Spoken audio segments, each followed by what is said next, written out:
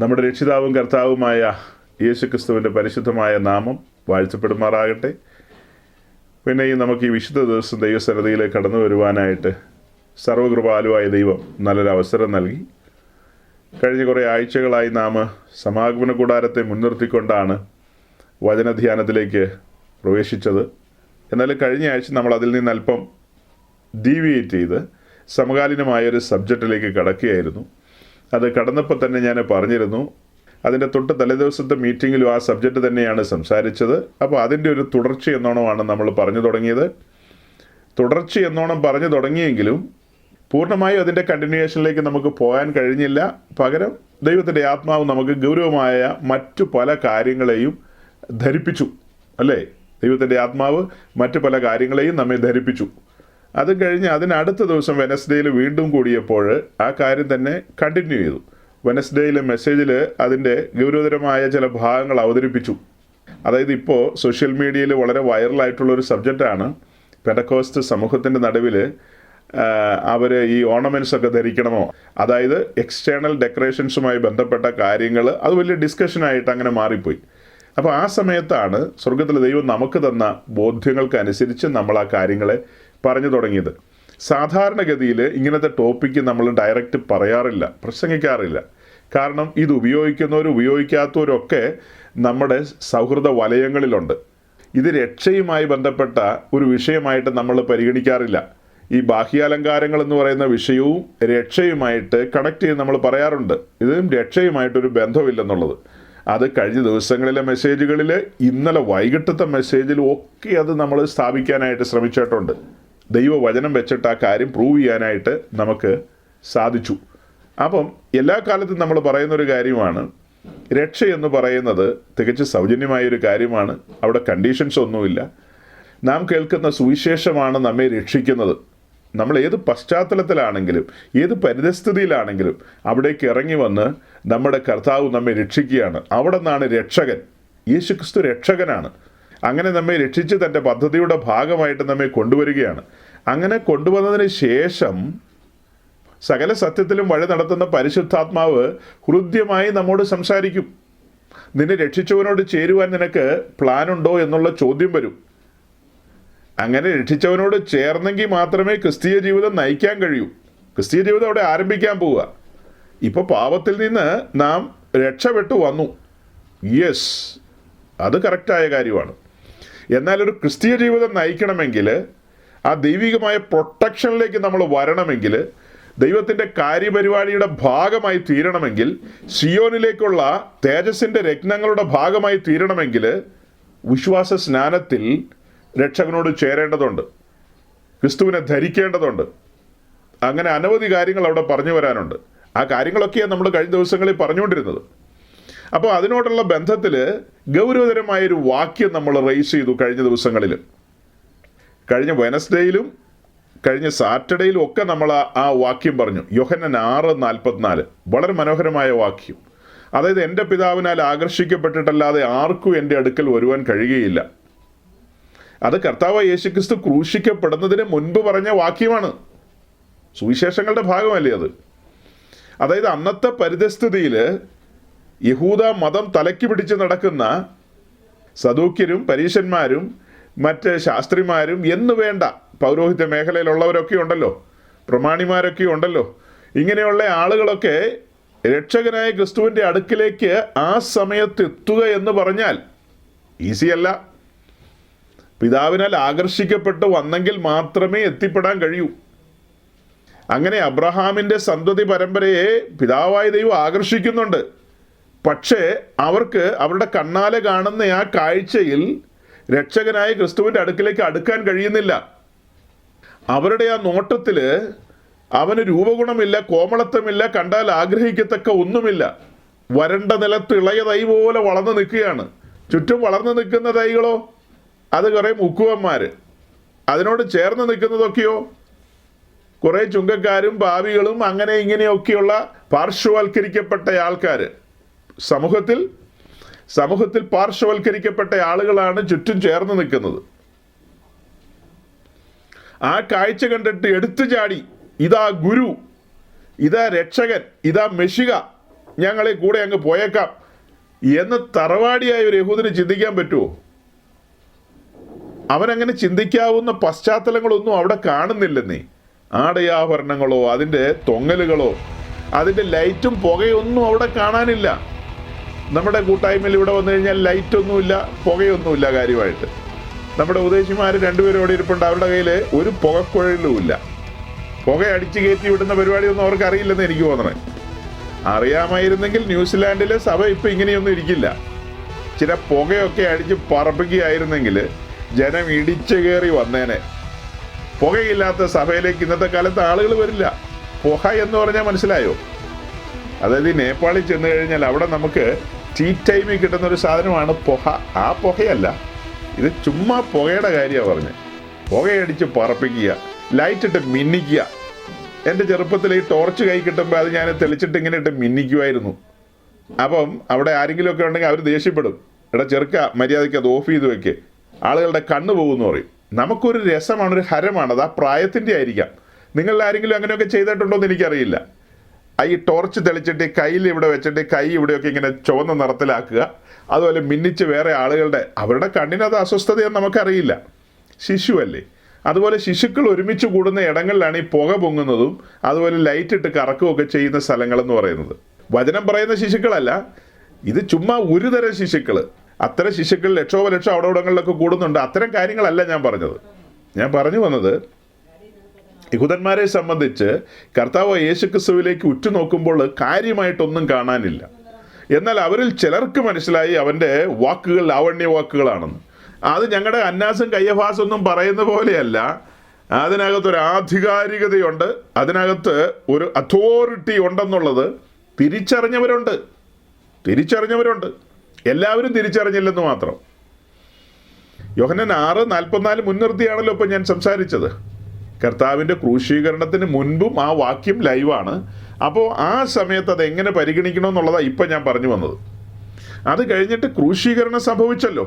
ക്രൂശീകരണം സംഭവിച്ചതിന് ശേഷവും ഒരു പുതിയ നിയമ ശുശ്രൂഷകൻ ആ വാക്യം വ്യാഖ്യാനിച്ചു കൊണ്ടുവരികയാണെങ്കിൽ, വിശദീകരിച്ചു കൊണ്ടുവരികയാണെങ്കിൽ എങ്ങനെ കൊണ്ടുവരും? പാപത്തിൻ്റെ പടുകുഴിയിൽ കിടക്കുന്ന ഒരുവനെ പിതാവായ ദൈവം ആകർഷിക്കുന്നു. അങ്ങനെ ആകർഷിച്ച് അവനെ കൊണ്ടുവരുന്നത് എൻ്റെ അടുക്കൽ എന്നാണ് വായിക്കുന്നത്. എൻ്റെ അടുക്കൽ നിന്നൊന്നും പറഞ്ഞു കഴിഞ്ഞാൽ പെട്ടെന്ന് മനസ്സിലാവില്ല ആളുകൾക്ക്. അതുകൊണ്ടാണ് വരം ലഭിച്ച നമ്മളത് ജനത്തിന് ബോധ്യപ്പെടുമാറ് തെളിയിച്ചു കൊടുക്കുന്നത്. എൻ്റെ അടുക്കൽ എന്ന് പറഞ്ഞാൽ ക്രൂശിങ്കിലേക്കാണ് പാപി ആകർഷിക്കുന്നത്, അല്ലാതെ നേരെ അതിപരിശുദ്ധ സ്ഥലത്തേക്കല്ല ആകർഷിക്കുന്നത്. വരൂ മകനെ, കൃപാസനത്തെങ്കിലേക്ക് വരൂ എന്ന് പറഞ്ഞല്ല ആകർഷിക്കുന്നത്. ലോകത്തിലെ ആർക്കും അങ്ങനെ കൃപാസനത്തെങ്കിലേക്ക് കടന്നു വരുവാൻ അനുവാദമില്ല. കൃപാസനത്തെങ്കിലേക്ക് കടന്നു വരുന്നതിന് മുൻപ് ഒരു ബലിപീഠമുണ്ട്, കാൽവറിയിലെ യാഗപീഠം. ആ ബലിപീഠത്തിൻ്റെ മുമ്പിൽ ഒന്ന് മുഴങ്കാൽ മടക്കണം, അവിടെ ഒന്ന് സറണ്ടർ ചെയ്യണം, അവിടെ ഒരു സല്യൂട്ട് കൊടുക്കേണ്ടതുണ്ട്. അവിടെ ചില തിരിച്ചറിവുകൾ ലഭിക്കുന്ന ഇടമാണ്. തിരിച്ചറിവുകൾ എന്തായിരിക്കും? തിരിച്ചറിവ് അതൊരു ഭയങ്കര തിരിച്ചറിവാണ്. ഞാൻ ആദമിൻ്റെ മകനാണ്. എൻ്റെ പേർക്കെഴുതിയിരിക്കുന്ന വിധിന്യായം എന്ന് പറയുന്നത് ഞാൻ മരണത്തിനുള്ളവനാണ്. മരണപാശങ്ങൾ എന്നെ പിടിക്കും, പാതാളവേദനകൾ ഞാൻ അനുഭവിക്കേണ്ടതുണ്ട്. നിശ്ചയമായും കീഴേ പാതാളമാണ് എൻ്റെ തറവാട്, അഥവാ ടോർമെൻറ്റിംഗ് പ്ലേസ്. ഞാൻ അവിടോട്ട് പോകേണ്ട മനുഷ്യനാണ്. അതാണ് എൻ്റെ ഇടം. ആ തിരിച്ചറിവ് അവിടെ ലഭിക്കുകയാണ്. അതിനോട് ചേർത്ത് കഴിഞ്ഞ നാളുകളിൽ നമ്മൾ പറഞ്ഞിട്ടുള്ള വാക്കുകളൊക്കെ ഉണ്ടല്ലോ.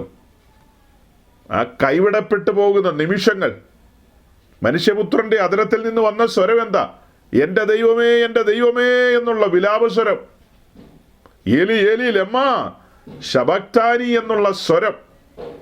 അത് നമ്മുടെ അധരത്തിൽ നിന്ന് വരേണ്ടതായിരുന്നു. പാപികളുടെ അധരത്തിൽ നിന്ന് വരേണ്ട സ്വരമാണത്. അവരെല്ലാം റെപ്രസെൻ്റ് ചെയ്തുകൊണ്ട് മുഴു മാനവവർഗത്തെയും പ്രതിദാനം ചെയ്തുകൊണ്ടാണ് മനുഷ്യപുത്രൻ ഗതസമനയിൽ നിന്ന് ഗോൽഗോഥായിലേക്ക് നടന്നു പോകുന്നത്. മുഴു മാനവലോകത്തെയും റെപ്രസെൻ്റ് ചെയ്തുകൊണ്ടല്ലേ പാനപാത്രത്തിൻ്റെ മട്ടുവരെ കുടിക്കാനായിട്ട് ഏൽപ്പിച്ചു കൊടുത്ത് ആ പച്ച പൈൻമര കുരിശുമായിട്ട് ഗോൽഗോഥായിലേക്ക് നടന്നു പോകുന്നത്. ആ സമയങ്ങളിൽ സംഭവിച്ച ഭയാനകമായ കാര്യങ്ങളെക്കുറിച്ച് എത്ര കൺവെൻഷൻ കേന്ദ്രങ്ങളിൽ പ്രസംഗിക്കുന്നുണ്ട് ഇന്ന്. പെന്തിക്കോസുകാരുടെ കൂടിവരവുകളിൽ എത്ര ഇടങ്ങളിൽ അത് പ്രസംഗിക്കുന്നുണ്ട്. അതിലെ ഓരോ ചുവടും നിന്ന് ധ്യാനിക്കണ്ടേ? ഗെത്സമനയിലേക്ക് സ്തോത്രം പാടിക്കൊണ്ട് വരുന്നൊരു വരവില്ലേ? എവിടെന്നാ? ഒലിവുമലയിൽ നിന്ന് തൻ്റെ 11 ശിഷ്യന്മാരെയും കൂട്ടിക്കൊണ്ടല്ലേ ഗെത്സമനയിലേക്ക് വന്നത്. ഗെത്സമനയിലേക്ക് വന്നിട്ട് ആ ശിഷ്യന്മാരിൽ 3 പേരെ കൂട്ടിക്കൊണ്ട് അല്പം മുൻപോട്ട് പോകുന്നുണ്ട്. പിന്നീട് അവരെയും വിട്ടിട്ട് താൻ തനിച്ചിരുന്ന് പിതാവിനോട് പ്രാർത്ഥിക്കുകയാണ്. മനുഷ്യപുത്രന്റെ പ്രാർത്ഥന, പ്രിയപുത്രന്റെ പ്രാർത്ഥന. ആ പ്രാർത്ഥന സ്വർഗം സ്വീകരിച്ചോ ഇല്ലയോ എന്നൊക്കെയുള്ള ചോദ്യങ്ങളുണ്ട്. ആ പ്രാർത്ഥനയ്ക്ക് മറുപടി ലഭിച്ചില്ല. എബ്രായ ലേഖനം 5-ാം അധ്യായത്തിൽ ഇതിനോടനുബന്ധിച്ചൊരു വാക്യമുണ്ട്. Hebrew chapter 5 verse 7 and 8. എബ്രായ ലേഖനം 5-ാം അധ്യായത്തിൻ്റെ 7-ാം വാക്യത്തിനകത്ത് കാര്യങ്ങളുണ്ട്. ക്രിസ്തു തൻ്റെ ഐഹിക ജീവകാലത്ത് തന്നെ മരണത്തിൽ നിന്ന് രക്ഷിപ്പാൻ കഴിയുന്നവനോട് ഉറച്ച നിലവിളിയോടും കണ്ണുനീരോടും കൂടെ അപേക്ഷയും അഭയാചനയും കഴിക്കുകയും ഭയഭക്തി നിമിത്തം ഉത്തരം ലഭിക്കുകയും ചെയ്തു. ആ പ്രാർത്ഥന ഗെത്സമനയിലെ പ്രാർത്ഥനയല്ല. ഗെത്സമനയിലെ പ്രാർത്ഥനയ്ക്ക് ഉത്തരം ലഭിച്ചില്ല. ലഭിച്ച ഉത്തരം എന്താ? ദൂതന്മാർ അടുത്തു വന്ന് തന്നെ ശക്തിപ്പെടുത്തുകയാണ് ചെയ്തത്. പ്രാർത്ഥന എന്തായിരുന്നു? കഴിയുമെങ്കിൽ ഈ പാനപാത്രം നീക്കിത്തരണമെന്നല്ലായിരുന്നോ പ്രാർത്ഥന? ആ പ്രാർത്ഥനയ്ക്ക് അങ്ങനെ തന്നെയല്ല ഉത്തരം ലഭിച്ചത്. ഒരളവിൽ പറഞ്ഞു കഴിഞ്ഞാൽ സങ്കീർത്തനത്തിൻ്റെയൊക്കെ ഒരു പിൻബലത്തിൽ നിന്ന് നമുക്ക് വേണമെങ്കിൽ പറയാം, പിതാവ് മുഖം മറച്ചു എന്ന്. അല്ലേ? പിതാവ് മുഖം മറച്ചു എന്ന് വേണമെങ്കിൽ നമുക്ക് പറയാം. അതായത് പാപം അറിയാത്തവനെ ഇപ്പോൾ നമുക്ക് വേണ്ടി പാപമാക്കുകയാണ് അവിടെ. അതായത് അറ്റോൺമെന്റ് ഡേയിൽ ഇസ്രായേലിന്റെ പാപവും ശാപവും വഹിച്ചുകൊണ്ടൊരു കുഞ്ഞാട് മരുഭൂമിയിലേക്ക് നടന്നു പോകുന്നൊരു പോക്കുണ്ടല്ലോ, ആ കാര്യം ഇവിടെ സംഭവിക്കാൻ പോവുകയാണ്. പാപമറിയാത്തവനെ നമുക്ക് വേണ്ടി പാപമാക്കുകയാണ്. നമ്മുടെ പാപവും ശാപവും അവൻ്റെ മേൽ ആരോപിക്കുകയാണ്. അങ്ങനെ അതെല്ലാം അവൻ്റെ മേൽ ചുമത്തിയിട്ട് ഗെത്സമനയിൽ നിന്ന് ഗോൽഗോഥായിലേക്ക് നടന്നു പോവുകയാണ്. പാപമറിയാത്തവനെ പാപമാക്കി. ഇപ്പോൾ നടന്നു പോകുന്ന പ്രിയപുത്രനല്ല, ശരിക്കും പ്രിയപുത്രൻ തന്നെയാണ്. സ്വർഗം മുഖം മറച്ചു നിൽക്കുന്ന നിമിഷങ്ങളാണത്. അങ്ങനെ ഗെത്സമനയിൽ നിന്ന് ഗോൽഗോഥായിലേക്കുള്ള വരവിൽ മഹാപുരോഹിതന്റെ അരമനയുണ്ട്, പീലാത്തോസിന്റെ കൊട്ടാരമുണ്ട്, പിന്നീട് ഹെരോദാവിന്റെ അധികാര കേന്ദ്രങ്ങളിലേക്കൊക്കെ കടന്ന് അതിലെല്ലാം ചുറ്റി ഒടുക്കം നമ്മുടെ മേൽ വരേണ്ട ശിക്ഷയെല്ലാം അധികാരികൾ അവന്റെ മേൽ ചുമത്തിക്കൊണ്ട്, അതായത് യഹൂദാജനം ഒന്നടങ്കം പറഞ്ഞു അവനെ ക്രൂശിക്ക എന്ന്. ആ ആർപ്പുവിളിയുടെ നടുവിൽ പീലാത്തോസിന് വേറെ മാർഗമില്ലാത്തതുകൊണ്ട് പീലാത്തോസ് അവനെ ക്രൂശിക്കാൻ ഏൽപ്പിച്ചു കൊടുത്തു. അങ്ങനെ കർത്താവ് യേശു ക്രിസ്തു ആ മരക്കുരിശുമായിട്ട് ഗോൽഗോഥായിലേക്ക് വരികയാണ്. ഇവിടെയെല്ലാം ഓരോരോ ഭാഗങ്ങളിൽ നിന്ന് നമ്മൾ ധ്യാനിച്ചിട്ടുള്ളതാണ്. അങ്ങനെ ഗോൽഗോഥായിലേക്ക് വന്ന് അവിടെ 2 കള്ളന്മാരുടെ നടുവിലാണ് ആ ക്രൂശീകരണം നടക്കുന്നത്. ഗോൽഗോഥ എന്ന് പറയുന്നത് യെരുശലേം എന്ന് പറയുന്ന ടെമ്പിൾ സിറ്റിയുടെ ഔട്ടറിലാണ് ഗോൽഗോഥ. പാളയത്തിനു വെളിയിലാണ് ഗോൽഗോഥ, അഥവാ കൽവറി. പാളയത്തിന് വെളിയിലാണ്. തലയോടിടം എന്ന് പറയുന്ന ആ സ്ഥലത്താണ് കാൽവറി. അവിടെയാണ് നമ്മുടെ കർത്താവ് യേശു ക്രിസ്തുവിനെ ക്രൂശിച്ചത്. ഇസ്രായേലിന്റെ ക്യാമ്പ് എന്ന് പറയുന്നത് യെരുശലേം ദേവാലയവും അതിൻ്റെ ചുറ്റുവട്ടത്തുള്ള കാര്യങ്ങളാണ്. അവിടെയാണ് മഹാപുരോഹിതന്മാരും സൻഹെദ്രീൻ സംഘവും അവരുടെ റിലീജിയസ് ആയിട്ടുള്ള എല്ലാ കാര്യങ്ങളും പരിഹരിക്കാൻ കഴിയുന്ന ഒരിടം അവിടെയാണ്. ഇവിടെയാണ് അപ്പസ്തലന്മാര് അവരുടെ സന്ദേശങ്ങളിൽ ജനത്തെ അറിയിച്ചത്, ക്രിസ്തുവിന്റെ നിന്ന വഹിക്കുവാൻ പാളയത്തിന് പുറത്തേക്ക് വരൂ, രക്ഷയ്ക്കായി കാംക്ഷിക്കുന്നവൻ കടന്നു വരൂ. ഈ സെയിം കാര്യത്തിൻ്റെ ഒരു പതിപ്പാണ്, ഒരു ഡിക്റ്റോയാണ് പഴയ നിയമത്തിൽ പുറപ്പാട് ദിവസം 33:7 കാണുന്നത്. Exodus chapter 33 verse 7. പുറപ്പാട് ദിവസം 33:7 സമാനമായ ഒരു കാര്യം ചരിത്രത്തിൽ സംഭവിച്ചു. അതൊന്ന് വായിച്ചേ. മോശ കൂടാരം എടുത്ത് പാളയത്തിന് പുറത്ത് പാളയത്തിൽ നിന്ന് ദൂരത്തടിച്ചു. അതിന് സമാഗമന കൂടാരം എന്ന് പേരിട്ടു. യഹോവയെ അന്വേഷിക്കുന്നവരെല്ലാം പുറപ്പെട്ട് പാളയത്തിന് പുറത്തുള്ള സമാഗമന കൂടാരത്തിലേക്ക് ചെന്നു. മോശ കൂടാരമെടുത്ത് ദൂരത്തടിച്ചു, അത് സമാഗമന കൂടാരം എന്ന് പേരിട്ടു. യഹോവയെ അന്വേഷിക്കുന്നവരൊക്കെ ദൂരത്ത് വരേണ്ടി വരും. പാളയത്തിൻ്റെ ഒത്ത നടുക്കുണ്ടായിരുന്ന കൂടാരം എടുത്തപ്പോൾ പാളയത്തിന് വെളിയിൽ ദൂരത്തടിച്ചു. പാളയത്തിന് വെളിയിൽ. കാരണം എന്താ?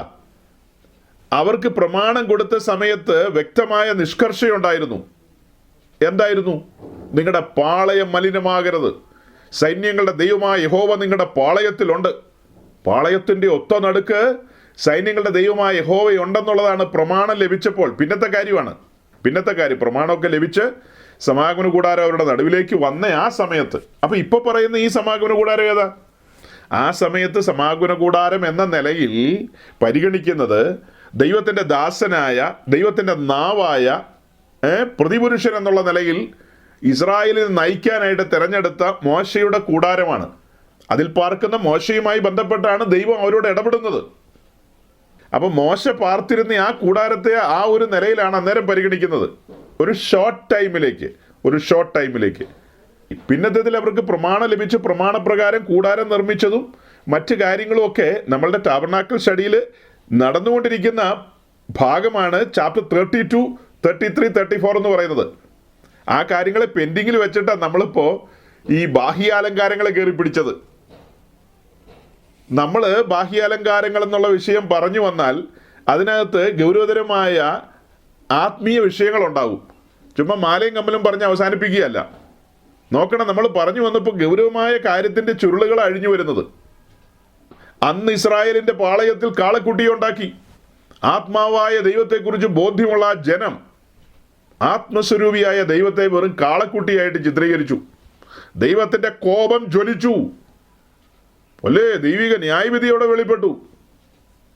മോശയോട് പറഞ്ഞു, കൂടാരം ഇവിടുന്ന് ദൂരത്തടിക്ക്, എന്നെ അന്വേഷിക്കുന്നവൻ കടന്നു വന്നാൽ മതി, അല്ലാത്തവനൊക്കെ അവിടെ കളിച്ച് ചിരിച്ച് തലകുത്തി മറിയട്ടെ. അന്നങ്ങനെ കൂടാരം എടുത്ത് ദൂരത്തടിച്ചു. കാലങ്ങൾക്ക് ശേഷം അബ്രഹാമിയ സന്തതി പരമ്പര പെറ്റുപെരുകി രാജ്യമൊക്കെ കൈവശമാക്കിയല്ലോ. എന്നാൽ പിന്നത്തേതിൽ അവർ പ്രമാണം അനുസരിക്കാത്തതുകൊണ്ട് പ്രവാസത്തിലേക്ക് പോകേണ്ടി വന്നു. അവരുടെ ഡയസ്പോറയുടെ കാലം, ബാബേൽ പ്രവാസം, അത് കഴിഞ്ഞ് അവർ മടങ്ങി വന്നു. മടങ്ങി വന്നതിന് ശേഷമുള്ളവരുടെ ചരിത്രം പഠിച്ചു കഴിഞ്ഞാൽ കപടഭക്തിക്കായിരുന്നു പ്രാധാന്യം. ഒന്നാമത്തെ പ്രവാസത്തോടുള്ള ബന്ധത്തിൽ ചിന്തിക്കുമ്പോൾ വിഗ്രഹാരാധനയ്ക്ക് വലിയ പ്രാധാന്യമായിരുന്നു. അടി കിട്ടി, പ്രമാണ ലംഘനങ്ങളും വേറെയുണ്ട്, എല്ലാം ചേർത്ത് പ്രവാസത്തിൽ പോകേണ്ടി വന്നു. മടങ്ങി വന്നതിന് ശേഷമുള്ള കാര്യമാണ് പറഞ്ഞത്. കപടഭക്തിക്കായിരുന്നു പ്രാധാന്യം. അതുകൊണ്ടാണ് കർത്താവ് യേശുക്രിസ്തു കാലസമ്പൂർണതയിൽ ആ ജനത്തിൻ്റെ നടുവിലേക്ക് കടന്നു വന്നപ്പോൾ അവരുടെ നേരെ കൈ ചൂണ്ടി വിളിച്ചു പറഞ്ഞത്, കപടഭക്തിക്കാരേ, വെള്ളതേച്ച ശവക്കല്ലറകളെ. ഇന്നത്തെ പെന്തിക്കോസിന്റെ നടുവിലേക്ക് നമ്മുടെ കർത്താവ് യേശുക്രിസ്തു ലിറ്ററലി വരികയാണെങ്കിൽ ഉറപ്പായിട്ടും പറഞ്ഞു കളയും, വെള്ളതേച്ച ശവക്കല്ലറകളെ എന്ന് വിളിച്ചിരിക്കും. വെളുത്ത പാൻറ്, വെളുത്ത ജുബ, മൊത്തത്തിൽ വെളുത്തതാ. പക്ഷെ അകത്ത് മുഴുവനും ശവക്കല്ലറ എന്ന നിലയിലേക്ക് ദ്രവ്യാഗ്രഹവും അത്യാഗ്രഹവും. ലോകത്തിന്റെ ചങ്ങാതിമാരായ ഈ പുള്ളികളെ കണ്ടു കഴിഞ്ഞാൽ പറയാതിരിക്കുവോ? ഭക്തിക്കൊത്ത ജീവിതം നയിക്കാൻ വേണ്ടി പടുകുഴിയിൽ നിന്ന് രക്ഷിച്ചുകൊണ്ട് വന്നതാ. ഇപ്പോൾ എങ്ങനെയായിരിക്കുന്നു?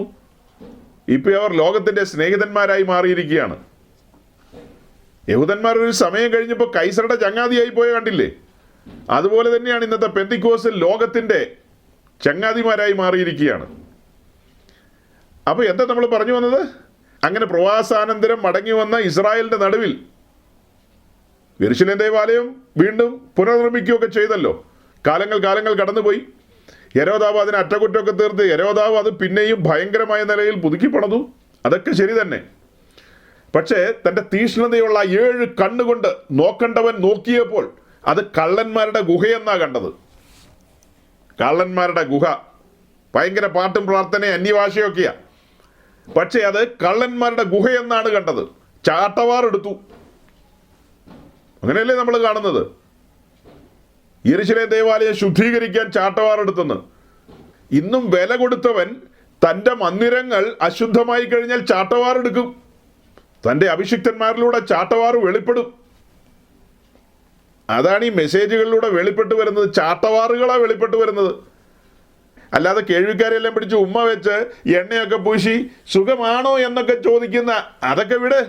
അങ്ങനെയൊക്കെ ചോദിച്ച് നടക്കുന്നവർ കാണും. താൻ വില കൊടുത്ത് സമ്പാദിച്ച തൻ്റെ മന്ദിരങ്ങൾ അശുദ്ധമാകുന്നത് കണ്ട് അവിടുന്ന് തൻ്റെ അഭിഷിക്തന്മാരിലൂടെ ചാട്ടവാറ് വെളിപ്പെടുത്തുകയാണ്. മടങ്ങി വന്നോ എന്നാ പറയുന്നത്. നിന്റെ ലോകസ്നേഹമൊക്കെ അവസാനിപ്പിച്ചോളാൻ. ഗെഥസമനയിലെ എൻ്റെ പ്രാർത്ഥന പിതാവ് കേട്ടില്ല. പാനപാത്രത്തിൻ്റെ മട്ടുവരെ കുടിച്ചു. നിന്നെ രക്ഷിക്കാൻ വേണ്ടിയാ ഞാൻ ആ ഭാരം വഹിച്ചത്, ഞാൻ ആ പീഡനമേറ്റത്. ഈ ലോകത്തിന് അനുരൂപനാകാൻ നിനക്കെങ്ങനെ സാധിക്കും? ഈ ലോകത്തിന് അനുരൂപരാകാൻ നിനക്കെങ്ങനെ സാധിക്കുമെന്നുള്ളതാണ് ചോദ്യം വരുന്നത്. അപ്പോൾ അന്ന് ഇസ്രായേലിൻ്റെ പാളയം മലിനമാണ്. യെരുശലേം ദേവാലയത്തിൽ ചടങ്ങുകൾ നടക്കുന്നുണ്ട്.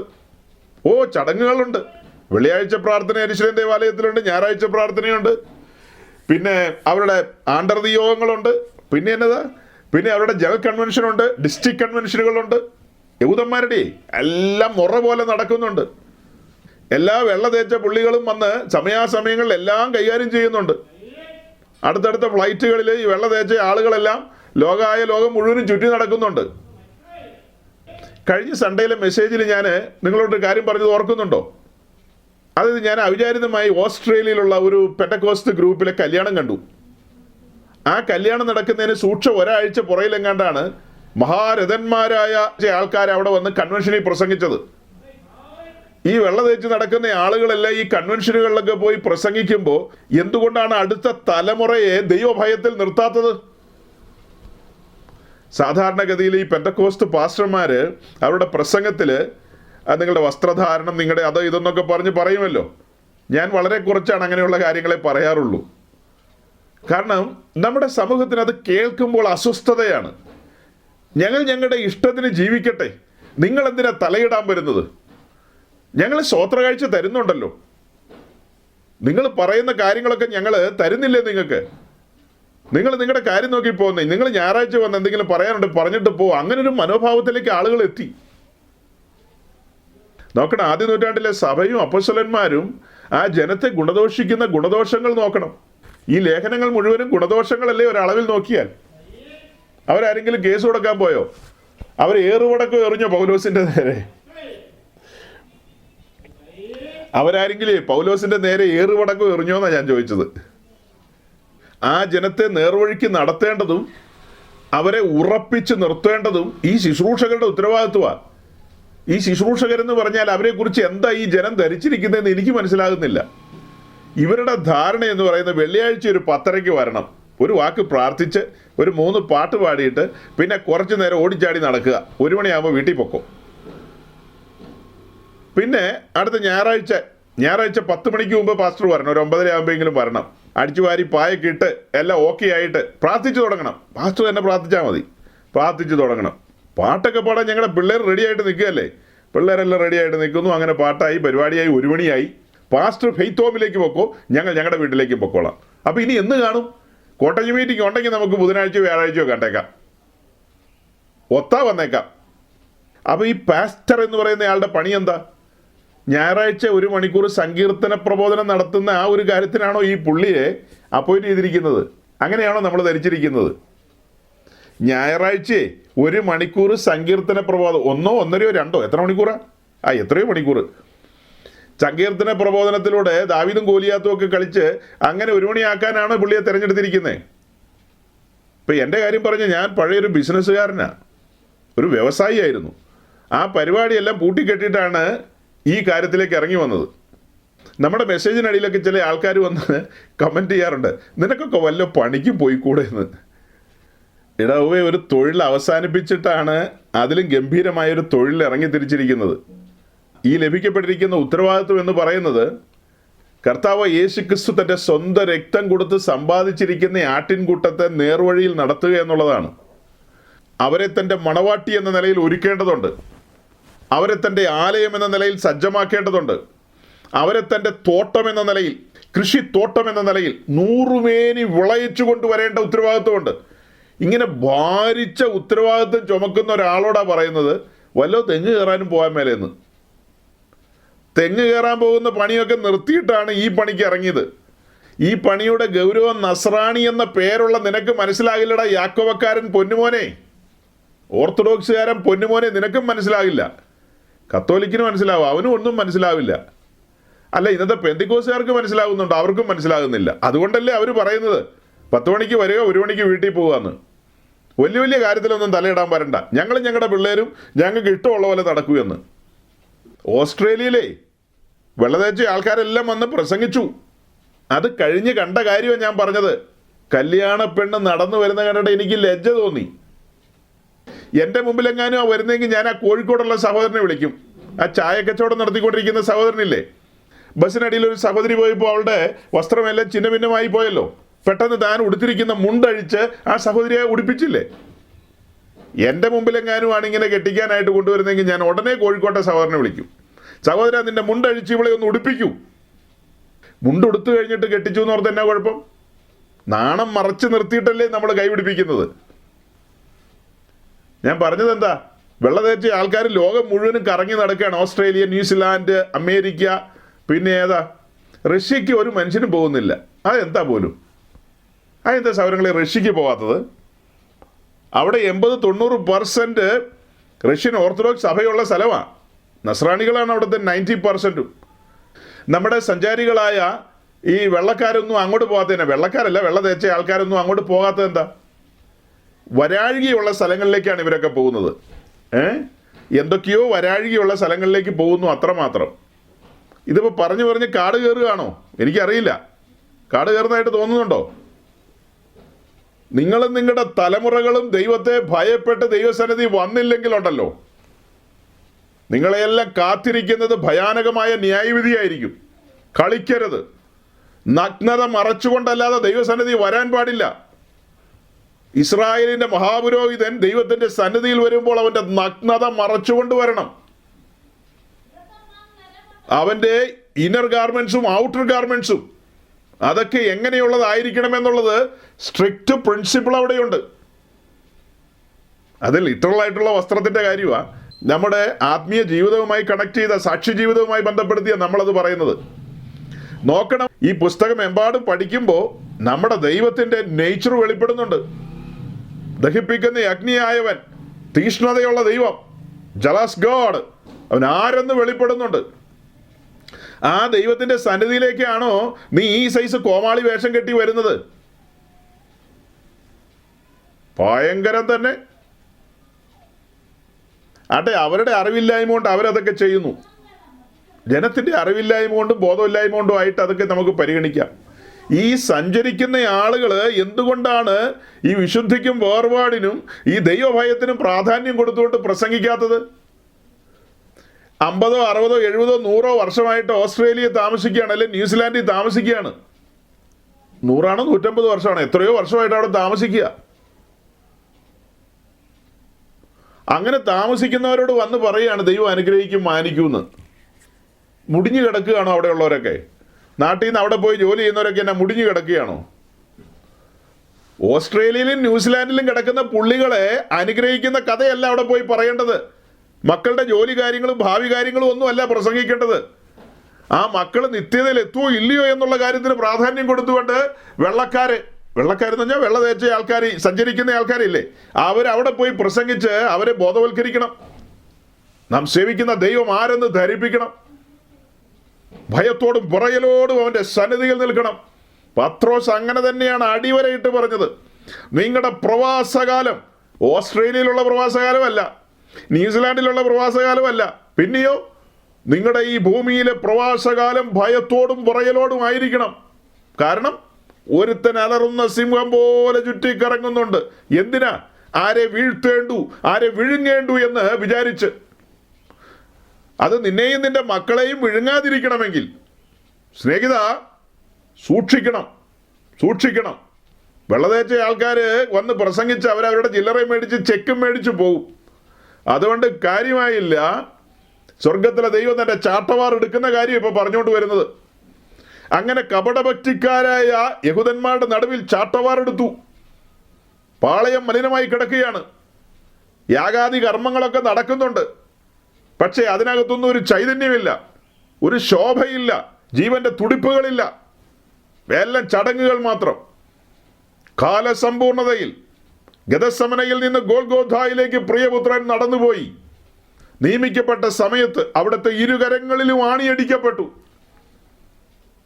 ആ കുരിശ് നിവർത്തി. ആ കൽക്കുഴിയിലേക്ക് ആ കുരിശ് എടുത്തിട്ടു. ആ നിമിഷങ്ങൾ എന്തായിരിക്കും ആ നിമിഷങ്ങൾ? ആ സന്ധിമജ്ജകളും അസ്ഥികളൊക്കെ വേർവിടുന്നത് പോലെയുള്ളൊരു സാഹചര്യമായിരിക്കില്ലേ അത്?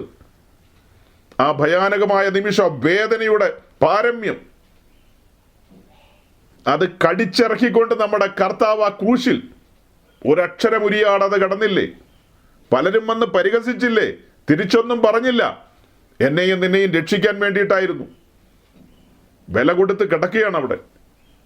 അല്പം മുമ്പ് ഞാൻ പറഞ്ഞില്ലേ, ഒലിവുമലയിൽ നിന്ന് സ്തോത്രം പാടി വന്നപ്പോൾ കൂടെ 11 പേരുണ്ടായിരുന്നു. ഇപ്പൊ ഈ ക്രൂശിന്റെ ചുവട്ടിലേക്ക് നോക്കിയേ, ആരെങ്കിലും ഉണ്ടോ? ഇതാണ് യഥാർത്ഥ ക്രിസ്ത്യാനിറ്റി എന്ന് പറയുന്നത്. ക്രൂശിന്റെ മാർഗമാണിത്. കൂടെ നിൽക്കുന്നവർ പോലും തള്ളിപ്പറയുന്ന നിമിഷങ്ങൾ. പലരും നമ്മെ ത്യജിച്ചിട്ട് പോകും, വിടക്കെന്നെണ്ണും, പരിഹസിക്കും, കൊള്ളരുതാത്തവനെന്ന് പറയും, കഴകത്തില്ലാത്തവനെന്ന് പറയും. അങ്ങനെ പല നിലകളിലും നമ്മളെ തള്ളിക്കളയും, നമ്മളെ മാറ്റി നിർത്തും. അങ്ങനെ പലതും നമ്മുടെ ജീവിതത്തിൽ സംഭവിക്കും. അതാണ് ക്രൂശിന്റെ ധ്യാനത്തിൽ നമുക്ക് വെളിപ്പെട്ട് കിട്ടുന്നത്. ഇപ്പൊ ക്രൂശിന്റെ ധ്യാനത്തിലേക്കല്ല ഞാൻ കടന്നു പോകുന്നത്. പറഞ്ഞു വന്നത് എന്താ? യെരുശലേമിലെ ആഢ്യത്വമുള്ള ക്യാമ്പ്, പാളയം മലിനമായി കിടക്കുകയാണ്. അവർക്കാർക്കും മനസ്സിലായില്ലെന്നേ അത്. യെരുശലേമിലെ കുഞ്ഞച്ചന്മാർക്ക് ഒരുത്തിന് പോലും മനസ്സിലായില്ല. അവിടെ വിശ്രുതനായ ഗമാലിയേലുണ്ട്, അതുപോലെ മറ്റ് പ്രമാണിമാരെല്ലാം അവിടെയുണ്ട്. ഒരു കുഞ്ഞിനും മനസ്സിലായില്ല പാളയം മലിനമായി കിടക്കുകയാണെന്ന്. ഇവിടുത്തെ യാഗങ്ങളിൽ സ്വർഗത്തിലെ ദൈവം ഇപ്പോൾ പ്രസാദിക്കുന്നില്ലാത്ത നില വന്നു കഴിഞ്ഞു. ദൈവത്തിന്റെ കാര്യപരിപാടി മാറ്റി സ്ഥാപിക്കുകയാണ്. കൂടാരം ഇവിടുന്ന് ദൂരെ അടിക്കുകയാണ്. യേശുക്രിസ്തുവിന്റെ ശരീരം എന്ന കൂടാരം, എബ്രായർ 9:11, യേശുക്രിസ്തുവിന്റെ ശരീരം എന്ന കൂടാരം, അതിലെ ദേഹം എന്ന തിരശ്ശീല ചിന്താൻ പോവുകയാണ്. ഗോൽഗോഥായിൽ പാളയം മലിനമായി, കൂടാരം എടുത്ത് ദൂരത്തടിച്ചു മോശ. സെയിം കാര്യം തന്നെയാണ് ചരിത്രത്തിൽ നടന്നത്. അതേ കാര്യം തന്നെയാണെന്ന് ഇന്നും നടക്കുന്നത്. അതേ കാര്യങ്ങളൊക്കെ തന്നെയാണ് ഇന്നും നടക്കുന്നത്. ഇന്ന് നമ്മൾ പറയുന്ന ഈ സോക്കോൾഡ് കേന്ദ്രങ്ങളിൽ പോയി കഴിഞ്ഞാൽ ഇങ്ങനത്തെ മെസ്സേജ് നിങ്ങൾക്ക് കേൾക്കാൻ കിട്ടില്ല. അവിടെയൊക്കെ പോയി കഴിഞ്ഞാൽ റാഹേലമ്മയെയും അതുപോലെ കുഞ്ഞവറാനെയും ചാക്കോച്ചനെയും മത്തായിനെയും ഒക്കെ സൂപ്പിച്ചു വിടും. അത്ര തന്നെ. എല്ലാവരെയും പതപ്പിച്ചു വിടും. കാരണം ചില്ലറകൾ അവിടെ വീഴണമല്ലോ. നാളെ ഇവരെയൊക്കെ കാണുമ്പോൾ മുട്ടക്കറിയും മട്ടൻ കറിയും ഒക്കെ റെഡിയാക്കി വെച്ച് ഇവരെയൊക്കെ സൽക്കരിക്കേണ്ടതുണ്ടല്ലോ. ദൈവം അനുഗ്രഹിക്കും എന്നുള്ള ചിന്തയിലാണ് പലരും അതൊക്കെ ചെയ്യുന്നത്. ഞാൻ പറഞ്ഞു, 150 വർഷമായി ന്യൂയോർക്കിൽ താമസിക്കാൻ തുടങ്ങിയിട്ട്. അച്ചായൻ 150 വർഷമായി ന്യൂയോർക്കിൽ താമസിക്കാൻ തുടങ്ങിയിട്ട് ഇപ്പോഴും ഒരു മുട്ടക്കറി വിളമ്പിയിട്ട് ദൈവമേ അനുഗ്രഹിക്കണമെന്ന്. ഇനി എന്നാ അനുഗ്രഹമാണ്? മക്കളും മക്കളുടെ മക്കളും കൊച്ചുമക്കളും അതിൻ്റെ അപ്പുറവും. ഓ, ഇനി എന്ത് അനുഗ്രഹമാണ് വേണ്ടത് ഈ മുട്ടക്കറിയിൽ? കർത്താവേ സ്തോത്രം അങ്ങ് പറഞ്ഞിട്ടങ്ങ് ഭക്ഷിച്ചാൽ പോരെ? അതെടുത്ത് വെച്ചിട്ട് അതിൻ്റെ മേലും അനുഗ്രഹത്തിൻ്റെ ക്ലെയിമൊക്കെ ചെയ്യേണ്ട കാര്യമുണ്ടോ? കഴിഞ്ഞ ആഴ്ച നമ്മൾ ഒത്തുകൂടിയപ്പോൾ ഞാൻ പറഞ്ഞല്ലോ, ഒരു കാലഘട്ടത്തിൽ മലയാളക്കരയിലെ കോഴികളൊക്കെ മുട്ടയിടുന്ന കാര്യത്തിൽ അമാന്തം ഉണ്ടായിരുന്നു അവർക്ക്. കാര്യമായിട്ട് അവർ മുട്ടയിടാറില്ല.